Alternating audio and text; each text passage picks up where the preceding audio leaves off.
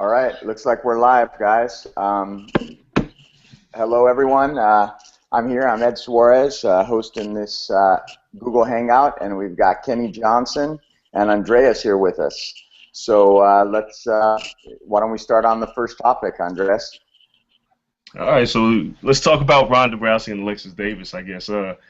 Ed, actually, I wanted to ask you, man, what do you think of Ronda and her prowess and basically the lack of competition? Is it hurting the women's division at all? Well, I don't think it's hurting the women's division. I think that there's just a shortage of, not a shortage, but there's just a lack of talent out there still in the women's division. I mean, granted, MMA has been around for a while, but women's mixed martial arts on this sort of a stage is relatively new. So I think they're still developing the talent, and I think that's why there isn't as many weight classes. There's just not as much talent, and it's not as deep as in other, in comparison to the men. But I think that's just a matter of time because, obviously the woman fights are very, very exciting, and they always go in there and fight with a lot of emotion. So people like to watch that. What do you think, Ken? I definitely think what you said is true. The men have been around for a lot longer, so they've had a lot more time to develop the depth in each of the weight classes and create more weight classes. With Ronda, I don't think the separation from her for the rest of the field doesn't hurt the women. I think it makes there's a lot of women trying to aspire to be there, so hopefully that'll increase the awareness for women and increase the numbers, because there's more women now fighting than there was last year and the year before, and with such a huge stage, there's a lot more exposure for the women and where there never was before. And so hopefully that will, and they're opening up another weight class, so that's good. So it'll be a second weight class in the UFC for women, so that's progress. Yeah, I agree. One of the conversations I was having the other day that I thought was interesting is whether Ronda Rousey should be ranked in the pound for pound list because she's a woman. I think she should. I don't think what she's doing in the division is amazing. I think she should be ranked. But what do you guys think? Should she be listed with the pound for pound? Yeah, I mean, why shouldn't she be? You know what I mean? I mean, it is pound for pound. It's not like you're going to put Jose Aldo against Cain Velasquez. So what difference does it make? I mean, obviously, when you break down pound for pound, she's definitely one of the top pound for pound fighters in the world. I mean, look what she did to Alexis Davis, 16 seconds. I mean, I think that might be one of the shortest fights, isn't it? Title defenses? Yeah, I think it is. I think it ranks up there. I don't know if there's one shorter than that, to be honest with you. I think that might be the fastest title defense. Yeah, I would have to agree with you. That was pretty quick, man. I mean, literally, if you would have blinked, you would have missed that fight. Yeah. Yeah, and it wasn't just one thing. It's not like it was just a straight knockout. I mean, she used her hands. She got on top and submitted her. I mean, and TKO'd her. It was like it all happened. She did all parts of MMA within 16 seconds. That was a good fight. It was a good showcase for sure. I mean, she stunned her standing up, and then she took her down and pounded her out. So I mean, obviously, Ronda Rousey's showing that as a fighter, she's developing, more. She's bringing more tools to her game, and people always saw her as that one-trick pony. As okay, she's going to armbar me, and now I just got to learn how to defend an armbar. Now you're going to have to really, train everything, and it's going to be a real mixed martial arts fight. It's not going to be a takedown armbar sort of a fight anymore. Yeah, the girl is brutal. I think when Dana's been talking about bringing in Gina Carano, though, Gina hasn't fought in 5 years. Throwing it in there with Ronda Rousey, it seems like a great marketing thing. Whatever UFC she's on should sell well. But does Gina deserve a title shot coming right back into the mix? You want my opinion? Either one of you or Kenny. No, I don't. I don't think so. I mean, but then again, it is a business. The problem is there's a lot of things that they're going to have to look through. I don't know if Gina can make 135. Gina's always fought at 145, and there's been times where she's had trouble making that weight. So for her to get down to 135, I think is the first obstacle. And then the second one is to not be in the ring for 5 years and step in and fight the #1 ranked woman in the world. That's a pretty you know. But then again, you know, she's a competitor, and you know, at the end of the day, it's the choice of the UFC. But I think there's other people in line that should probably get that shot. So I mean, I think from a marketing standpoint, I think it would be great. You know, you've got two girls two women who you know are big in the Hollywood scene. They've made movies. They're in movies, and I think it'll be a big a big marketing thing. But as far as and Gina's a very good fighter. Don't get me wrong; she's very tough. But I do think that 5 years without being in the ring in an actual fight, just training is not the same as getting in the ring and actually fighting. Yeah, I think the same thing. I think the one main thing is 5 years she's not been thinking about fighting, even though maybe, as we both know her, she wanted, the fighting spirit is there, but not training every day like you're fighting for 5 years and not having to peak for a fight and being in a different industry, which she's obviously done well for herself, but 5 years of training being way on the back burner, it'd be very difficult. And then to step in, having to make the weight, which you said is one tough thing, and then stepping in against the best female ever. It seems like a tall order, especially if you're looking at in the next few months or even the next year. That's still a very tall order. Yeah, and I think more importantly, her last fight, Gina got destroyed by Cyborg Santos. So it's not like she's coming off of a win and riding a high and heading back into a title fight after 5 years. I personally think she's got to earn her way. Maybe have her fight Misha Tate, or maybe have her fight Sarah Kaufman again, or have her fight, Kat Zingano even. But to throw in there to give her a title shot right off the bat, again, it looks good. It sounds good. It's like, getting Mike Tyson and getting a washed-up Larry Holmes in there for the name recognition. But aside from that, there's no reason for that fight to happen. No, when you mentioned Kat Zingano, I'd like to see Kat Zingano fight for the title first. That's all I'm just saying. I might be partial, but I'm just saying I'd like to see nobody else. Let's say Kat goes next in line on that win. Let's have her fight. Like, I think her and a Misha Tate would be an awesome fight for Misha and Gina. Since Misha wants to earn her way back, they're putting if Gina does come back, that'd be a very good fight for her to come back against a great opponent, but not a title fight out of the blue. Because they would start looking more like business than sport. And we'd like to see if we can manage those together. Let's see Kat Zingano next. I'd like to see that. Yeah, I mean, Kat Zingano's got a fight. We manage Kat Zingano, and Kat's got a fight coming up September 27th against Amanda Nunes. So this is going to be a really good fight for her because she's been out of the ring. She's been off. She hasn't been able to fight since last April, I believe, April 2013.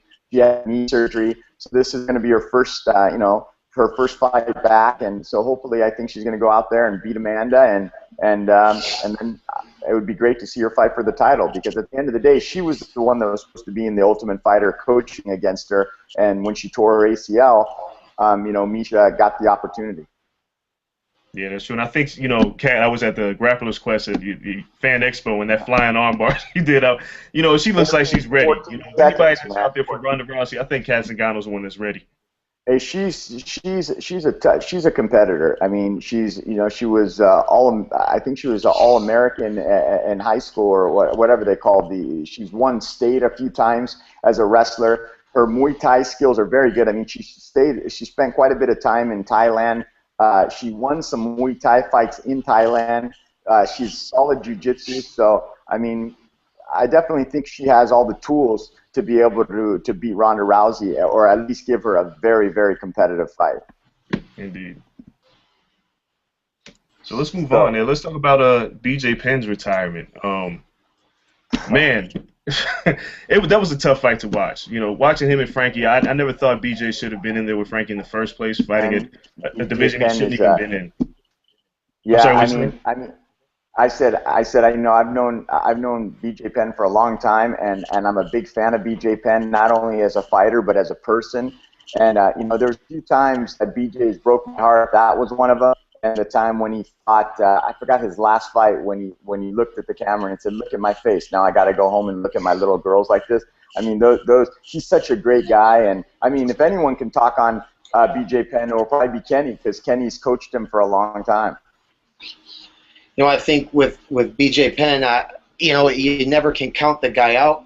But this last time, I don't know how much he got to train. I wasn't, I was going to try to get out to train, but the schedules didn't work out. I know that his boxing coach, Jason Perillo, that usually also coaches him, wasn't able to be there. He was able in his corner, but he didn't have anything to do with the game plan and what was going on. So this one didn't really. This wasn't a really good way to go out. And I think the one where, what was it, Nick Diaz, when he was talking about his face, you know, Yeah. I think it was the one. I think that, you know, when you hear BJ Penn, the guy's fought at weight classes from 145 to 205. He's knocked people out. He's submitted people, and He fought he's a legend. heavyweight. Yeah, against He fought Lyoto. He fought Lyoto Machida as a heavyweight. Dude, he looked like a little bowling ball. You can never count the guy out, and that's the thing. Like, nobody would ever say, "I'm going to bet BJ's can't win," because as soon as you hear his name, you're like, "Oh my God, you're channeling what happened before." And even when he has, you know, he had some of the best camps he's ever had against like Florian or Diego Sanchez, and his fights were amazing. He comes out, you know, Matt Hughes fight, but this one, I'm not sure what happened, and it was, man, I wish it would have been different, you know, for whatever reasons. It was tough to see. You know, like I said, BJ not only is an athlete, but, you know, a good friend to me and to my family. So it was tough to watch Dude, that one. I'll say that was dude, that ruined my night. You know what I mean? Like I love BJ Penn, man. I mean he's like I said, not only as a fighter, but I mean, you know, they were talking about memorable moments of BJ Penn. There's been so many of them, but one that really sticks in my mind is right when this was in the beginning of the UFC, when he went out there and knocked out Kyle Uno and just ran out of the ring. I don't know if you remember that one, but that to me was definitely one of the moments. And you know, just his whole attitude. He's just there to scrap, man. Like I said, I mean, BJ Penn is definitely he's definitely on the top of my list as one of my favorite fighters, not only as a fighter, but as a person. I just love that guy. Yeah, me too, man. I love the guy and his family and just beyond the training. I spent a lot of time with him, not just training, but especially going to Hawaii. There's a lot of downtime in between the training, and so I got to know him and his family and friends, and it just became like a big family. It's like, you know, so I always told him, I said, hey, man, whenever, because he'd always say, you know, should I do this again? You know, I'm not done. He really wanted to do it. I said, listen, whenever you're done fighting, be done fighting, because, you know, you're a Hall of Famer. You've done everything you could do, and plus he's just a stand-up guy, and he does a lot of good things for his community. He's a good family man. He's one of my good friends. It was just that wrecked my night too, because he never wants to see it go out like that. But, you know, if that's what he needed to do to move on and to get rid of that, you know, desire to compete, which everybody has. If that was him saying, okay, I did my best, this is what happened, okay, now I'm content with moving on, he can probably have a better life than later on in life saying, I woulda, coulda, shoulda, I wish I would have done. So however it turned out, I think maybe it's going to be better for him, you know, because he's now he can focus on his family, maybe training other people, whatever he wants to do. The guy's intense, and the guy, whatever he's ever turned his mind to, he's done. So, yeah, I'm glad he's an extremely talented athlete. I mean, I think he's the only American to go out there and win the Worlds as a blue belt, come back the next year, win it as a purple belt, come back the next year, win it as a brown belt, and then come back the fourth year and win it as a black belt. I mean, anyone who knows the jiu-jitsu world, for anybody to do that is almost impossible. And BJ is one of those guys who's, when he's determined and well trained, he's still one of the best in the world. Yeah, you know, the funny thing is, you know, being cage side for that fight, and when the fight was first announced, you know, a lot of us in journalism were like, why are they fighting again? Why he and Frankie a third fight? No reason. As the weeks got closer, we started to say, well, you know, BJ's got a chance because it's BJ Penn at the end of the day. And, you know, leading up to the moment where he walked into that cage, I think half of us had flipped over and was like, you know what, I think BJ's going to win this fight. Then we got brought back to reality, and it kind of sucked to see BJ go out like that. But that just is a testament to what BJ has done for MMA in general, because the guy is just the ultimate competitor. But then, like you guys said, I don't know him as personally as you guys do, but I've interviewed him several times. He's the nicest guy. You know, he's a family man. He's a great guy. So when you see him lose, it kind of cuts your soul. And that was a great Ultimate Fighter finale card up until that point. I think I went home and, you know, I might have cried in my pillow because it was just terrible to see him go out like Dude, I was sad, man. I don't ever like to see BJ Penn lose, man. I don't think I've ever. Yeah, I don't like it, man. I'm, you know, but like I said, when I think of those, I try to think of the happy moments that he's brought, and to me at least. And I could tell you when he submitted Matt Hughes and got that welterweight title, that was a moment I remember when he knocked out Kyle Uno, when he fought Kenny Florian in Philadelphia. Anderson fought Forrest Griffin that same night. I mean, I've had many happy moments, and thank God, not too many sad moments. But I could tell you the two saddest moments was this last fight and when he fought Nick Diaz. Those two moments to me were heartbroken. You know, they broke my heart because, like I said, I just love that guy. Yeah, yeah. So let's kind of let's move on because all right. the last time, Ed, when we talked, we were talking about the Machida Weidman fight beforehand. Now the fight's happened. Obviously, Machida came up on the short end of the stick. But for you guys' perspective, what went wrong with Lyoto that night? For most of us, we thought he just had a slow start. But you guys know him. You guys have been there with him. What was it about Lyoto that night? Was Chris just a better man, or was there things that Lyoto did wrong that he could have done better? Why don't you, Kenny, you're one of his coaches. Why don't you start off and tell your opinion, and I'll go with mine. I think that I had never seen a fighter in his camp more prepared for a fight than anybody I've ever worked with, and I've worked with a lot of people. He looked fast. He looked sharp. He was mentally ready. His weight was right. I mean, you couldn't have a better combination of things. And I was saying, we're just kind of not a joke, but just saying that I was like, if he can't win, like who can win? But I think what happened is we trained when we lost to Phil Davis, which I thought we won that fight, but we lost about a year and a half ago or whatever. We changed the style because he was more hanging on the outside, in, out, and I think a lot of the judges saw that as he was kind of running away. So for the next year, we trained being more aggressive, starting the fight, getting out there and not feeling it out, not point karate idea, but getting in there and being more aggressive and putting the pressure on. And that's how we trained. That's how we fought the last two fights with Munoz, with Mousasi.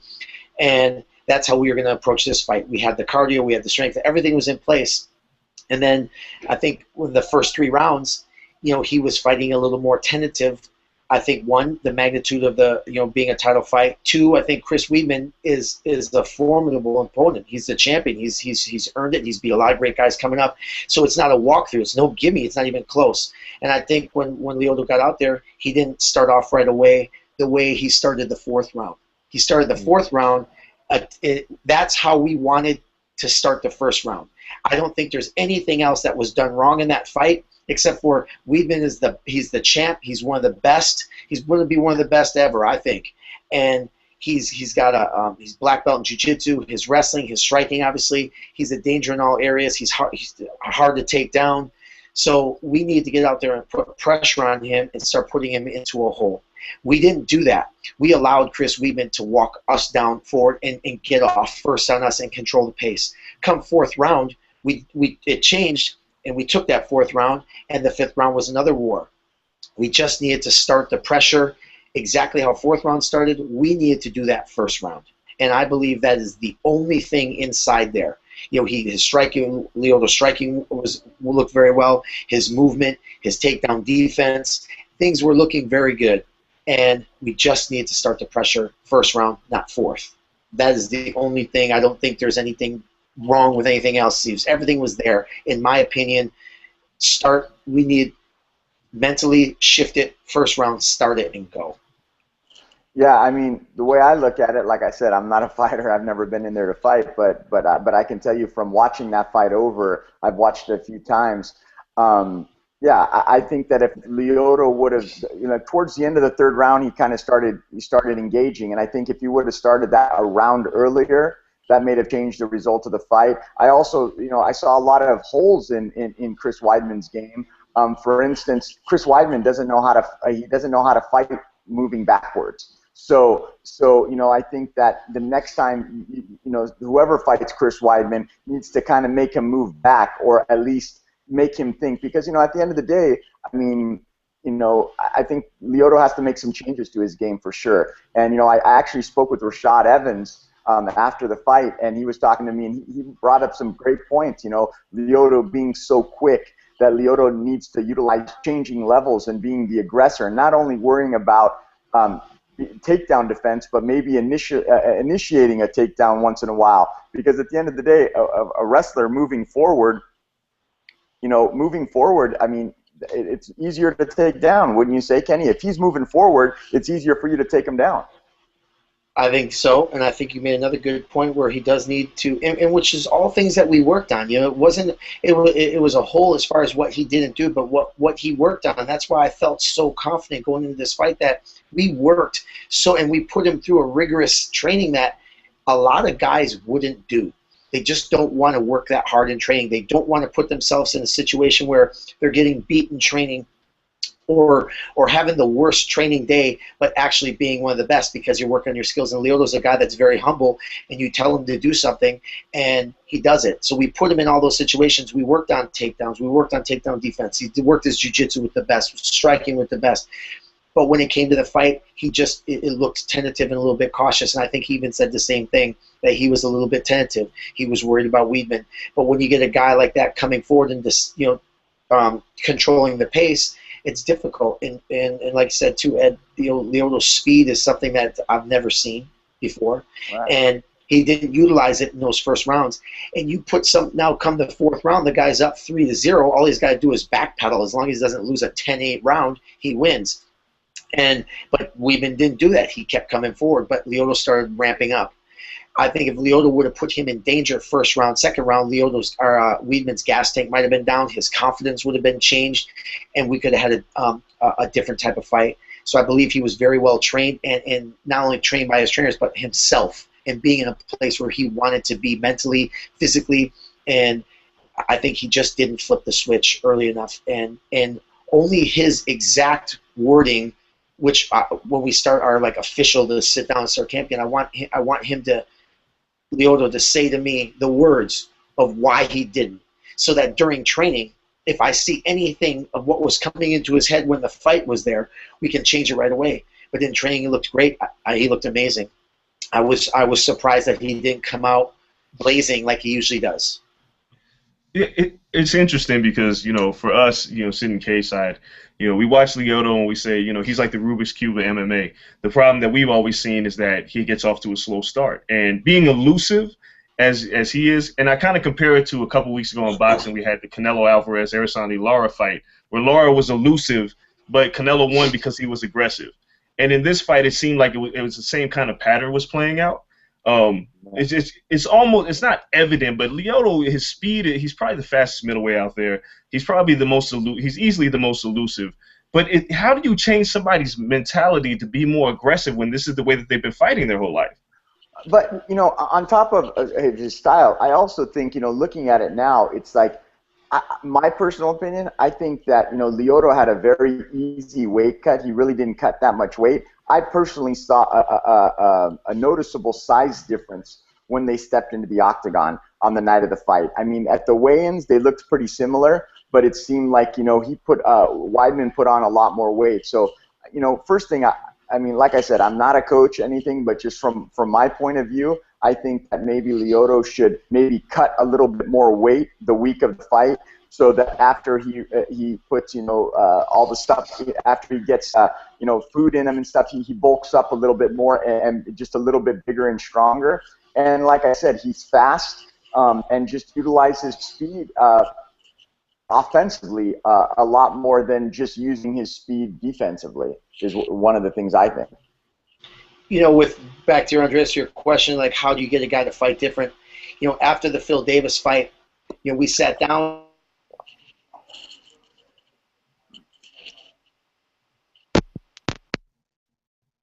Did we lose Kenny? Shouldn't have lost. Oh, there it goes. And he said, I didn't lose the fight against Rampage Jackson, and I didn't lose the fight against Phil Davis. And I agreed. But what I did also agreed with was, you weren't aggressive, and the judges are looking at aggression a lot of times. Yeah. And if you're circling around the cage, you're not aggressive. So what happened is, he said, you're right. We talked, Rafael Cordero, we talked to him, we talked to everybody. He said, okay, we're going to change the training so you're more aggressive. So during every time the training, there was not a time when that was okay for him to be on the cage. It was go forward, move forward, setting up his training so that he could continue to exploit his cardio and go as deep as he could cardio, but continue to keep moving forward. And he did change. If you watch against Mark Munoz, if you watch against Musashi, he was aggressive. And that's why when I said like he always was, in the last year and a half, his training has been, he switched. He's a guy that if you tell him to do something, it doesn't take that long for the guy to change. He's that good. And he wanted to, the first thing is he asked, what do I need to do? we identified it. He's like, I'm doing it, and we did it. And every day of training looked exactly like it should, and the fight just started off a little bit slower. And he said that he wanted to find his range, and Weidman's dangerous, and yes, that's all true, but so is Lyoto. And Lyoto is very dangerous with his speed, how fast he is, his elusiveness, his power, and all the tools he has. He just needed to start the first round like he started the fourth round. And that's, I really believe that. And I think the weight cut situation, I think Lyoto's a guy that didn't ever have to cut so much. So, and Weidman's a wrestler that's been cutting weight so long, he's used to cutting 20, 25 pounds a week of. So Lyoto's idea is like, hey, he wants to feel comfortable at the weight, but I agree that maybe he has to keep the weight on a little longer so he's not small. He doesn't end up being small for 185 like he was a little small for 205. So I think that's something that has to change as far as the way he looked. Maybe he can even go down to 170. To be honest with you, I'm not saying that he would, but I mean, he looked so. I mean, he made 185 so easily. I mean, dude, the guy was eating. Yeah. The guy was eating the night before the weigh-ins. Right. That's crazy. So let's talk about Chris for a minute, because now Chris has Vitor coming up. He's at like the murderer's row of middleweights that he's having to face. And does Vitor present as difficult as opposition as Lyoto did? Because he's a completely different kind of fighter. But this whole TRT thing, he's going to fight him in Vegas, so he's got the clearance from the Nevada State Athletic Commission. But what chance does Vitor stand against Chris?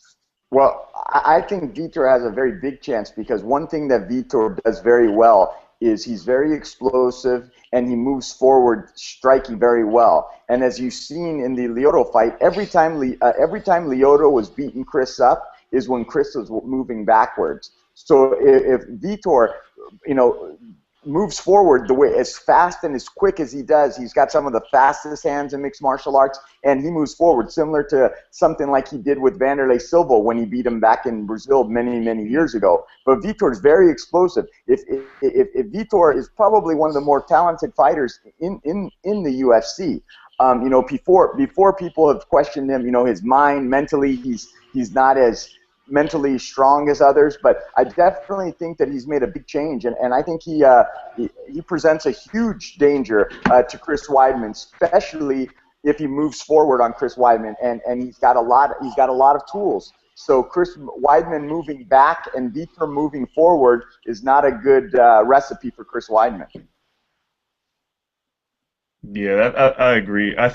Do you think it's kind of a benefit for Vitor's camp now that he's seen what Lyoto has exposed with Chris? Because we haven't seen Chris, have to deal with the things that Lyoto gave to him.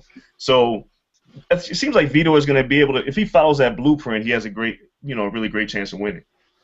Yeah, I agree, man. You can never take anything away. You can never discount anything of Vitor Belfort. I mean, the guy's been up and down throughout his whole career. And even when he's down in the dumps, man, he always finds a way to come back and make a difference. So, whether you like him, hate him, it doesn't make a difference. You got to take your hat off to Vitor Belfort, because he's constantly figured out ways to reinvent himself and make himself a contender in every division that he's been in, whether it was light heavyweight, whether it was heavyweight, whether it was middleweight.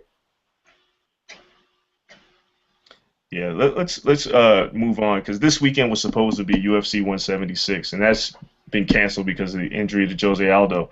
But which leads to a question, though, because when back in maybe a couple of years ago, when an injury would happen, there'd be a plethora of fighters who could step in. But now that we have so many events, it seems like it's hard to fill in these voids, and now we may be seeing more cancellations of events because of injuries. In you guys' opinion, is the UFC putting on too many events? God, that's a tough question to say. I mean, I don't necessarily know if it's too many events. I mean, I don't know. I mean, sometimes I think about that, that MMA is so easily accessible now. And I don't think it's just because of the UFC. If it was only the UFC, it would be one thing. But you've got Bellator. You've got other great organizations like the RFA. You've got Legacy.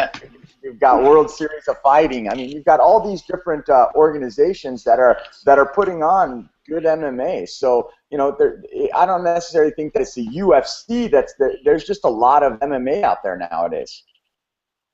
I think if you're a baseball fan, you're not complaining about 32 teams and they're all playing every single day. There's a whole channels. There's 100 channels dedicated to baseball on cable. I think that they need to find, if someone gets hurt in baseball, they don't cancel the team. They don't cancel that game. If someone gets hurt in football in the Super Bowl, if both quarterbacks got hurt in the Super Bowl, they're not canceling the Super Bowl. So I think what has to happen is, yeah, but I think that you're comparing that to a team sport versus. I think it's fair to say you're comparing it to tennis. Look at when look at when Venus. I think it was Venus that was sick at Wimbledon or whatever. They canceled the game. Yeah, I mean, well, that's a problem, because you figure, there's a lot of fans out there, and there's people that buy the tickets, and people that fly to these events, and all of a sudden they buy their plane tickets and their hotel and everything. And it's hard. It's like, it's almost also like a concert. The lead singer gets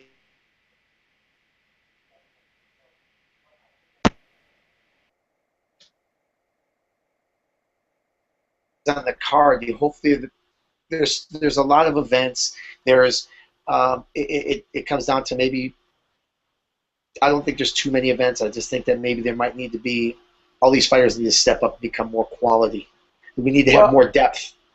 Well, the other thing too that you mentioned about baseball, that there's 32 different games going on.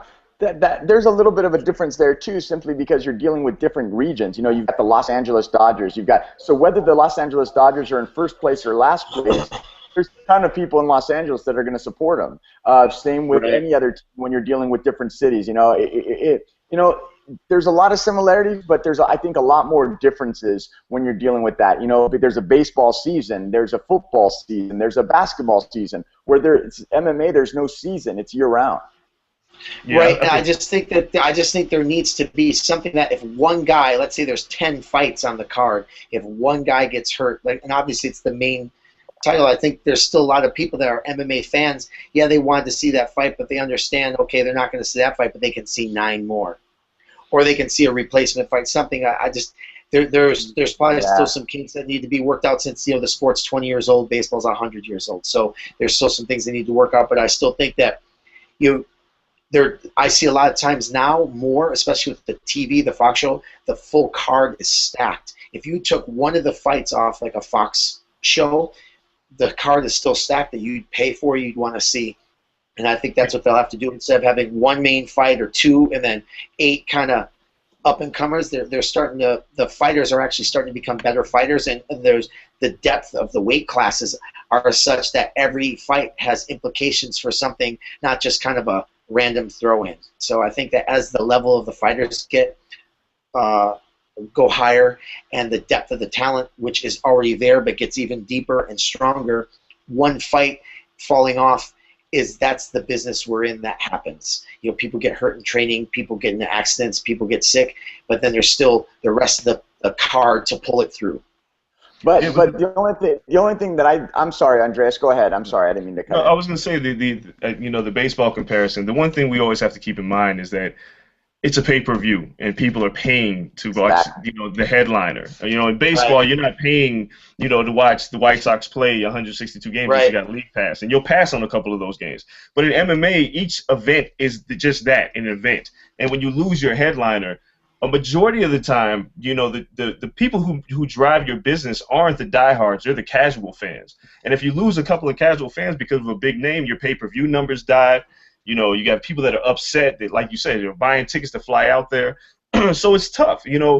Like I said, back maybe 3 or 4 years ago, if you would have lost Jose in the Chad Mendes fight, you could have, grabbed somebody else to take his place because they wouldn't have been booked. But I think everybody booked so solid that it's hard to pull in another fighter, to take somebody's place, especially more on short notice, more than anything else. It just kind of hurts to see, cards get canceled. Because at the end of the day, you got people that want to see these fights in these cities. Who knows? I mean, I'm sure it's coming back soon, but at Staples Center, people wanted to see some fights, and now they don't get to see anything.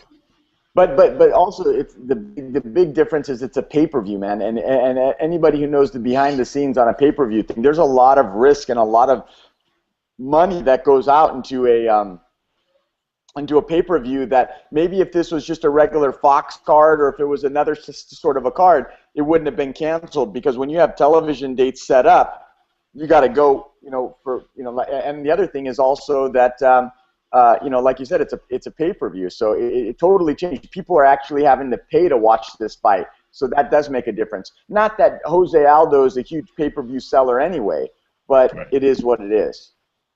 Man, he's the champ. So at the end of the day, I mean, you got the champ missing out on the fight.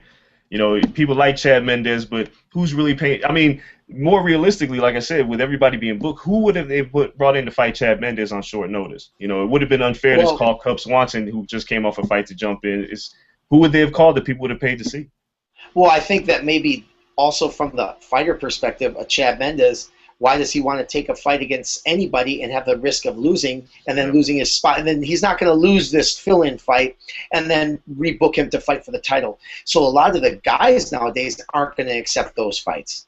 But that's a different subject than what Ed's talking about. I think is the main one. It's a pay-per-view, and there's a huge financial risk, and it's probably less financial risk. Just cancel it and reschedule it and call it what it is. People that are casual fans or not have to understand injury occurs, and if injury occurs, unfortunately, it sucks because you paid $60 for it. But at the same time, that's just part of the game. And another substitute that could have probably worked had been Cub Swanson. Cub Swanson could have came in and fought Chad Mendes, but then looking at it in the future, then you've got two contenders that are fighting each other. So so the winner of that fights Jose Aldo. Then who's next after that? So granted, the featherweight division after this weekend, as you can see, it's very deep, and there's a lot of tough guys in that featherweight division. But with that being said, they have to build some of these guys. If Dennis Bermudez, Bermudez looks like a stud. Granted, Brian Ortega, who was the former RFA champ, goes in there and makes his debut. But Brian Ortega is still very far away from getting it. He just had his first UFC fight. Granted, he's not. He beat a more experienced fighter. But like I said, the UFC doesn't want to cancel any events.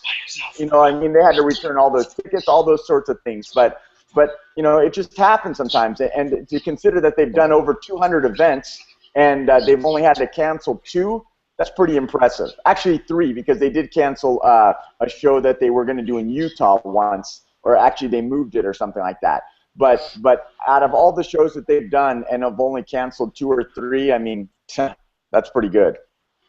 I think it's very good considering the amount of shows they've had and the amount of injuries and what they have to work through. But I think, Ed, you make a good point that where it would be easy to put a Band-Aid on a broken leg and stick another real top guy in and fight the top guy, but then down the road, a month, 2 months, when you're trying to matchups, you might kind of screw yourself a little bit with your business down the road. So I think that there has to be things looked at other than just that one fight that's getting canceled. It's an unfortunate thing, and you got to know that, like you said, 3 fights in the 20-year history or whatever it is, that's something that obviously wasn't like, let's just cancel it. They probably worked through every option, looked at it, and it is what it is too. If you want to look at the baseball or something else, sometimes it's raining and they can't play. It's a rain day, baby. You got to go home. I went to the Indy 500 and I flew all the way to Indianapolis to see the Indy 500. It rained. So nothing. Then they have the next day is the makeup day. It rained there. They went like 20 laps, and then they got a winner out of the 20 laps. It was the worst ever. But that's what it is. I think Indy 500 is terrible. I hate Indy racing. It was like I wanted something different, but you can't stop certain things, nature or freak accidents or injuries. So I think as a fan or casual fan, you've been around sports, you've been around things that it's unfortunate, but look at it for what it is. There's other fighters on the card, and maybe if they watched it, they'll become more of a casual fan because there was other fighters on the card that they could watch and be excited about and know that they're going to be up and coming.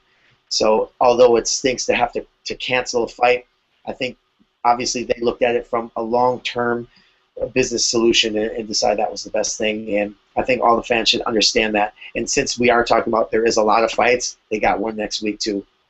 Maybe the UFC has to work on something like if you paid for it and they had to cancel it, maybe there's something else they need to do. I don't know, a credit. Well, what do you paid for what? Paid for the pay-per-view? Yeah, pay-per-view. But you get the headliner. They canceled the play. Bro, the one that was gnarly was when they canceled 151, which was like 8 days before. Yes. That was gnarly. This one is like, it happens, man. It's our business. How many games are rained out? It is what it is, man. I mean, there is no perfect solution. No, not at all. How is that even Yeah, doing that makes it tough. I mean, at the end of the day, you want to see these fights happen, but if it can't happen, like you said, it's a rain day. You know, if we got to miss a game, you got to miss a game. The UFC's done good business thus far. I think the only concern is that, there are the grumblings that, there's so many cards and it's hard to pay attention. There's so many things going on because, like me, I watch Bellator, World Series of Fighting. I try to watch the Fight Pass cards at 6 in the morning. It's a lot. It's overwhelming, but it's the better problem is you're watching the wrong ones. You got to watch the RFA, man. You're mentioning all these other. That's the problem. I mean, that's the problem right there. That's now I understand. But you got to watch the right events, man. You know what? Speaking of up and coming fighters, I want to talk about Conor McGregor real quick because the hype on this guy is surreal. The fight in Ireland. I don't know if you guys got a chance to watch it, but everything that goes on around McGregor is like huge. But is he deserving of this hype already? I mean, are we jumping the gun on calling this guy, the next great big thing in MMA? I think you're jumping the gun. I mean, I think he's I haven't really followed him too much, but from what I've seen, yeah, he's great. But let's start fighting some tougher guys. If he's really, it looks like he's fighting Dustin Poirier. He gets through Dustin Poirier. Now you're talking. What about you, Kenny? What do you think about Conor? I think he's had a big hype because he's Ireland. The mixed martial arts isn't that strong in Ireland because there's the numbers of people. He's got a country behind him. Where when you have a USA person fighting in USA, you don't have a whole country behind you because it's new to them and it's something they can rally behind. So there's a lot of hype because of that for sure, which is well deserved for him. He did a great job. His fight looked amazing. And to him, that's the toughest fight of his life was that fight he's in. But to call him the next so-and-so or the next great champion, nobody knows. And I agree with Ed that, I'm not taking anything away from him because, he came off, he had knee surgery, he came back, he looked in great shape. Everything he said, he backed up 100%. He fought a guy he was tough. This guy was no walkthrough, and this was his first back after like a year of being off. He came through with everything he said. He seems like a nice guy, humble guy. He's got the whole Ireland behind him. And let's see, this next fight's going to be a nice step up in competition for him. When he fights Poirier, we're gonna kind of see where that falls in, and even then, see where the next step up after that. But I think the step up in competition is gonna find out, is the hype? Are we going towards that hype? And I think I'm excited to see that fight. Yeah, the guys like McGregor, where there's a lot of hype behind him. You get a little curious, me watching him, I think he's a good fighter. What he did to Brandao was impressive, but Brandao's got a questionable gas tank. There's some holes in this game. But the fact that he's going to fight Dustin Poirier in the co-main event at 178, that's the true litmus test for me. For anything else that he's done in the past, I'm just like, that's good, but, I don't think the hype's sustained. If he's able to close out Poirier, like, let's just say he scores a first or second round knockout, then I think this guy's a real deal because Poirier was a guy that a lot of people thought was going to be challenging for the featherweight title at one point. And now he's getting back on track, and, I think that's going to be a hell of a fight. Aside from the Jones Cormier fight, I think these two could have a fight of the night. Definitely, and like the guy's got a good look to him. He was super in shape. He came out, and it wasn't about he didn't run the guy's gas tank down. I mean, he beat him down in the first round with his boxing and with the kicking, and really came out. He looked impressive against an impressive guy. But I agree with what you're saying, Andreas and Ed. The step up in talent with the next fight at 178 is really gonna put us on a correct path. Is the hype? Is it worth the hype? Because everybody that has a great fight and gets someone who knocks out, they're like, oh my God, he's the next big thing. It's real easy to say that, especially for journalists and people just saying it. But Conor's gonna go in there and Dustin's gonna go in there, and we're gonna see whoever comes out of that one is stepping up, and I'm excited to see that. Poirier's a stud, bro. And if he gets through Poirier, then hey, he's a real deal. Yeah. What about the main event? Now we got Cormier stepping in for Gustafsson against John Jones, and to be honest with you, that's the fight I wanted to see because that's the fight I wanted to see too. Dude, this dude Cormier is serious, and I think maybe people will talk about it, his size or him being small, but. Dude, he's got everything that John Jones could have a problem with. We haven't seen John Jones take on a wrestler like Daniel Cormier. And then his striking's getting better, too, and he's looking quicker at 205. man, this I don't know. I don't know. People, some people think that John's just gonna walk through Cormier. I think they're crazy. Cormier's a tough dude. I don't think he's gonna. I don't think anyone's gonna walk through Cormier, bro. Did you watch what he did to Josh Barnett? Nobody Yes. does that to Josh Barnett, man. And I can tell you, I was sitting ringside when he fought Dan Henderson. When I saw Dan Henderson's legs go like this, and he was like 6 feet in the air, completely parallel to the canvas, I was like, holy shit, man, that's incredible. For sure. For sure. So what are the keys here? Because the obvious disparity is the height and the reach. John's reach is freakish, and Cormier's got to get inside of that reach. And we like to see John on his back, and it's one thing that we don't really get to see. But what else does Cormier have to do to beat John Jones? Because John is a freak of an athlete, but Cormier looks like he's got all the goods. Well, what I think is exactly what you said. Yeah, he has a reach when they're standing up, but put his ass on his back. And guess what, man? The reach is irrelevant at that point. What do you think, Kenny? As a wrestling coach, you see somebody like Daniel Cormier, who was in the Olympics, and you see him facing somebody like John, who we've seen a lot of things. I don't think we've seen the best of John Jones, but there are things that we haven't seen John had to deal with in terms of adversity. We saw some against Gustafsson, but could Cormier's wrestling be a huge problem for him? I think, I've known Cormier for probably 15 years or more. We wrestled together. He was a little younger than me in college, but on the open scene, and so I was there in the trials with him, and he's one of the best wrestlers coming out of the United States ever. And what he did to Josh Barnett was unbelievable, and Henderson.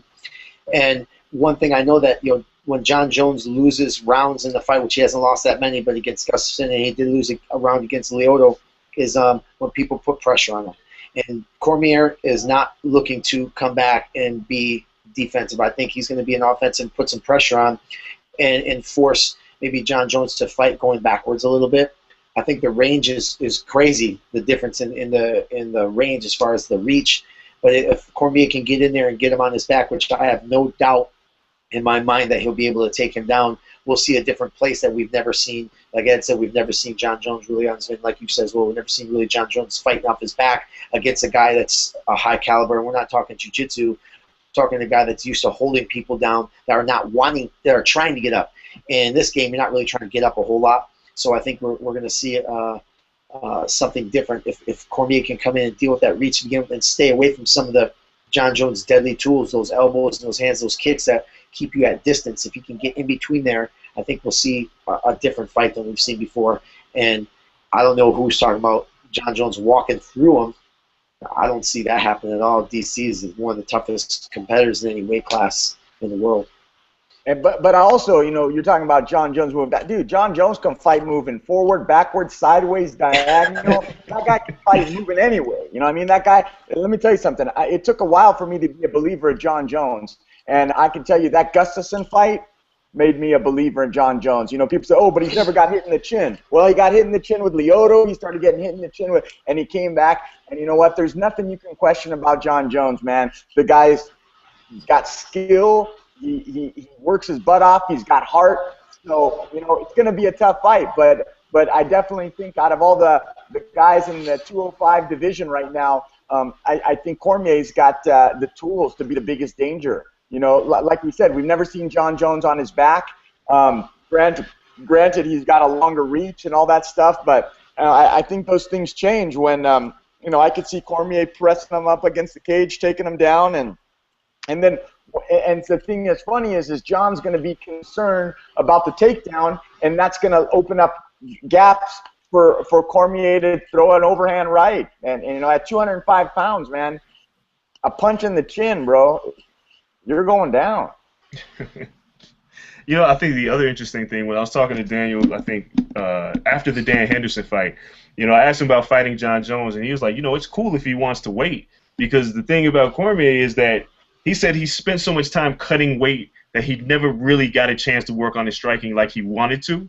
And at 205, he says he's still improving, and I think we're seeing that. The Dan Henderson fight, I mean, what he did to Dan was ridiculous. I mean, slamming him around and just kind of manhandling him like that. But I think the most underrated thing that we're seeing is how fast Cormier is at 205. How quick he's able to dart in and out. And, if he gets his hands around you, he's not letting go. He's going to drop you. I I don't think John's ever seen anything like this. I'm really excited for the fight. But if John can put on one of those performances or another virtuoso performance like he did against Glover Teixeira, I mean, all praise due to John Jones. The guy's the baddest man on the planet. But I think Cormier is definitely the toughest challenge to date. I definitely think that he's had, John Jones has also fought a lot of unbelievable. He's fought Lyoto, fought Glover, fought Gustafsson. He's fought a lot of great guys, and he's come out on top. And a lot of them, he's coming out on top. Submissions, knockouts. I mean, what was his only losses? He got disqualified for those illegal elbows. But right now, John Jones is the man. He is the man, and he's proven it. Like Ed said, he can fight anywhere. He fight in a paper bag upside down. It looks like, but now we got another guy. That's another challenge. I don't see DC as the better than anyone before because at the time Glover was the best one. At the time Gustafsson was the best. Now those guys went. Now DC's been working on his game. Now he's a younger guy coming up or newer, and he's in there going to try it. And so I think it's what's nice for me to see as a fan is to see a different style versus John Jones and a different person. I mean, as much as Gustafsson, I love watching him fight, and he's great. I wanted to see a different matchup, and I think this is the matchup I've been wanting to see. So like I said, we haven't seen John Jones on his back, and if there's anybody that can put John Jones on his back, that's DC. So let's see if that happens, and we'll see how John handles it. You know what I mean? That's the great thing about. Like honestly, that's the fight I wanted to see. I wanted to see that more than the rematch of Gustafsson, but. It is what it is, and I'm happy to see new blood in there, and I believe John Jones is happier about that too, because from what I've heard is John Jones is like, yo, I beat these guys already, man. What's up? I mean, give me some new blood. So, I think John Jones is obviously, right now he's the pound for pound greatest, but we'll see, man. In my heart, man, I think it's going to be a great fight. I think Cormier presents a lot of dangers to John Jones that he's never faced before. The other thing is, I think it'll be fun to listen to these two talk to each other for the next few weeks. Cormier's always got something to say about John, and John, he gets a little defensive, and I like to see Cormier get into his head a little bit. Gustafsson didn't do that so much, but I think Cormier has a legit, he could trash talk. He could talk a good game. I mean, Phil Davis tried, but you saw what happened to Phil. But I like what Cormier has to say. I like what he does. I think he can promote this fight very well, and at the end of the day, when they get in the cage, I think the tempers will be heightened, and these guys will be ready to throw down, and they got me hyped for it. I'm way more hyped for this fight than the Gustafsson fight, even though I wanted to see that rematch, but that could wait. Yeah, I think that too. Like DC, since he's a commentator on Fox, I think he has a big platform to take your casual fan we were talking about before and get them excited about the fight, and hopefully drive more casual fans into being fans. And DC's, I mean, if you're going to talk about trash talker, I think he might be one of the best. You haven't got to see it a lot. I've known him for a long time, and the guy's sense of humor and what he wants. And I just did the Ultimate Fighter Tough Latin America. It was Fabricio Verdun versus Cain Velasquez, and so DC was on the set, and the amount of trash talking is unbelievable. And you want to see that. And plus, he has the platform of Fox, which other fighters don't have. So he'll be able to get, as the weeks close out, he'll be able to get people more involved in the fight, I think, and the trash talking will be fun. And they know each other, and they got a good, DC's got a good sense of humor, so it's not going to be, it might be meaningless garbage trash talk, but it's going to be funny nonetheless, and you're going to want to see what's going to happen. And I agree with Ed 100%, man. If someone can put this guy on his back, it's DC. He's one of the best wrestlers in MMA, in the history of MMA. And this guy is fast, and he's hungry. He's trained with great guys. So I think he's got some good tools. I'm really looking forward to this fight. Yeah, definitely. So before we close out, Ed, I got to ask for my Anderson Silva update. What's going on with Anderson? Where are we at with him right now? The last we talked, he's getting ready to train again. They said he could come back top of 2015. Is that still realistic? That's very realistic. Hopefully we'll know. We'll know more. I'm as a matter of fact, I'm leaving here and I'm going to meet with the big bosses at 12:30 today. So we can look forward to seeing the Spider back in the octagon sooner than later. Man, that's good to hear. I was so scared after seeing him break his leg. I did not want to see Anderson Silva go out like that. To hear that he's making this, it seems like a freakish recovery too. For him to be able to get ready to get back, it seems crazy that he's able to get back in there this soon. Yeah, well, it's not that soon, man. I mean, we'll see. He's not going to get back in the ring until after the new year. But like I said, his injury, visually it's horrible. The Yeah. pain is excruciating, but the recovery is quicker than a knee injury. So, he's back. He's training. As a matter of fact, I think I was going to go out there. I think he was the other guys. Hmm. Well, all right, fellas. I think we should go ahead and wrap it up. I don't know if there's anything else you guys wanted to add before we close out here. Oh no, I want to tell you. I think we had one of the on that fighter from the convenience store. I want him to come and train with us. I want him to come train with us, man. I want him for sure. Hey, as soon as I saw that video, I saw he's in Houston. I started calling a couple people in Houston, like, hey, do you know this guy? I want the hey. So whoever you are, I can't remember your name, so I want to mess it up. If you watch this, put the call out there. Come train at Black House. Kenny Johnson, Ed Soares said, come to Black House and train 100%. His skills look good. He's a big guy. We need big guys in here. Please come from Texas. Come on out. You can train Muay Thai with Daniel Vahau. You can train wrestling with me. You got jiu-jitsu with whoever you want. We got 20 black belts in here. Please come train with us. That'd be fantastic. Well, hey guys, I want to thank you guys for coming, and till next time, man. Thank you. All right, you guys take it easy. Take care. Thank you. Bye-bye. In there to give her a title shot right off the bat. Again, it looks good. It sounds good. It's like, getting Mike Tyson and getting a washed-up Larry Holmes in there for the name recognition. But aside from that, there's no reason for that fight to happen.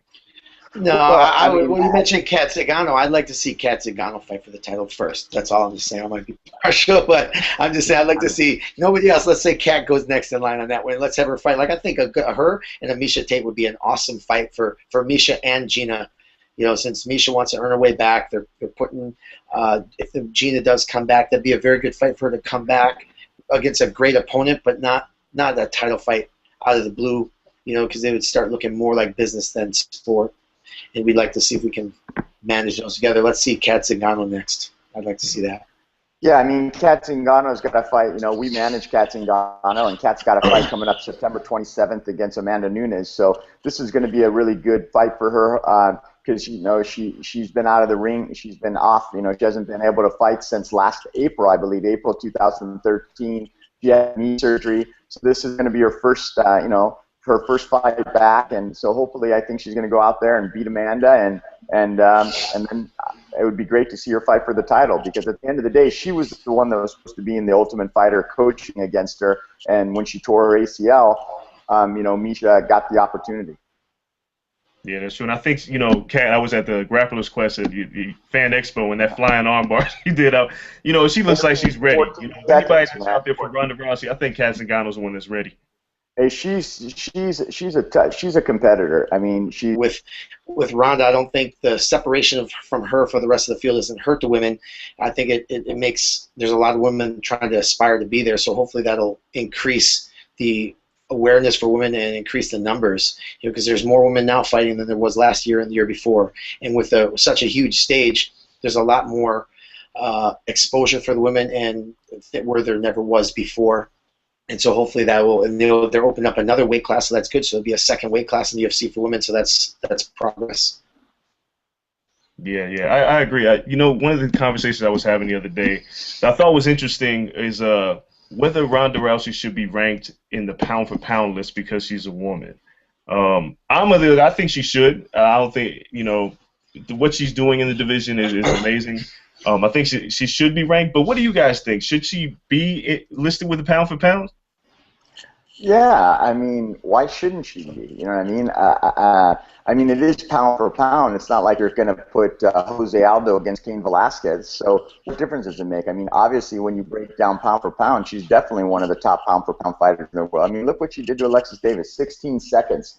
I think that might be one of the shortest fights, isn't it?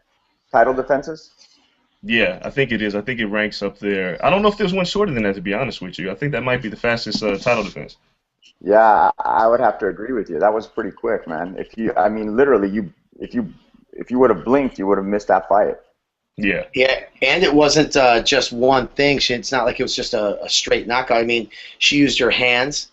she got on top and submitted her. I mean, and TKO'd her. It was like it all happened. She did all parts of MMA within 16 seconds.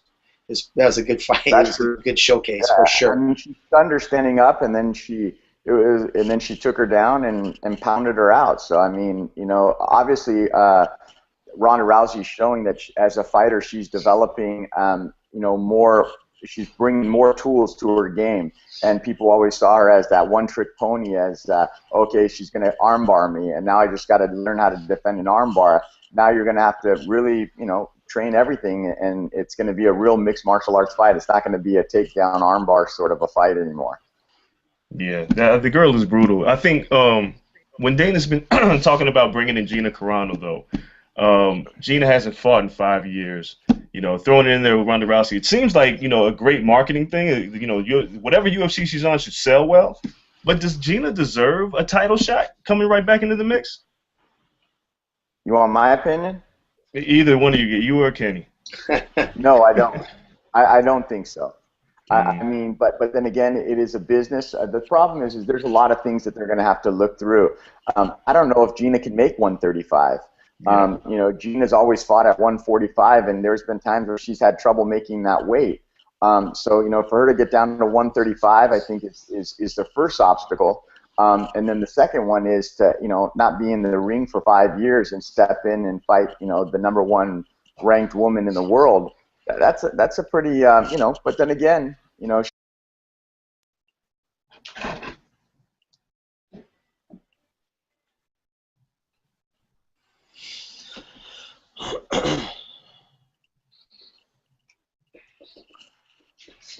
all right, looks like we're live, guys. Hello, everyone. I'm here. I'm Ed Soares, hosting this Google Hangout, and we've got Kenny Johnson and Andreas here with us. So why don't we start on the first topic, Andreas? All right, so let's talk about Ronda Rousey and Alexis Davis, I guess. Ed, actually, I wanted to ask you, man, what do you think of Ronda and her prowess and basically the lack of competition? Is it hurting the women's division at all?